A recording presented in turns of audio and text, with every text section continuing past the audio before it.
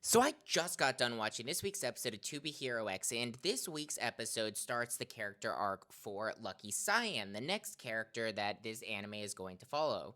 And it is a very interesting story of exploitation, and specifically child exploitation, because Lucky Cyan is an orphan that's found as the only survivor of a plane crash that is then found out to be extraordinarily lucky in this scene that you're seeing now.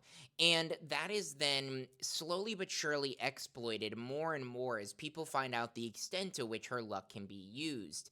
And ultimately, that turns into a cult that's run by the dean of this orphanage who allows greed to overtake him despite his original demeanor seeming to be like the only person who wasn't going to exploit her. And it is a very interesting story of personal freedom as well, because in the end of this episode, we see her break away from the people that have been exploiting her for her luck and try to step into her own and be the person she wants to be, performing more of a pop music and becoming the idol that we know her to be through Isol's story when we very briefly saw her performing in the last episode.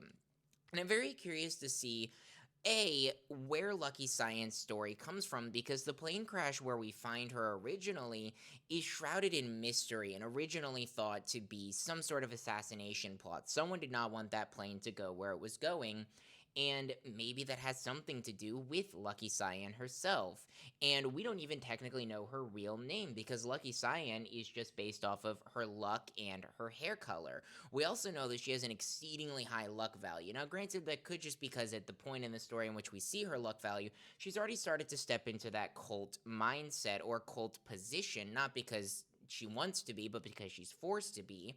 But at the same time, she is already lucky right off the bat. Why is that? Have people already trusted her to be lucky? Or is there more to this story that we don't know? And if you want to find out along with me, you should go ahead and give a follow, give a like, bookmark this, come back next week to hear my thoughts on it as we explore Lucky Cyan's story. And I'm really curious your thoughts on the change in the animation style from the 3D arcane style that we've gotten in all the previous episodes to the 2D animation style that I've heard is going to follow us for the rest of this series and the rest of the character arcs, because I'm pretty torn on it.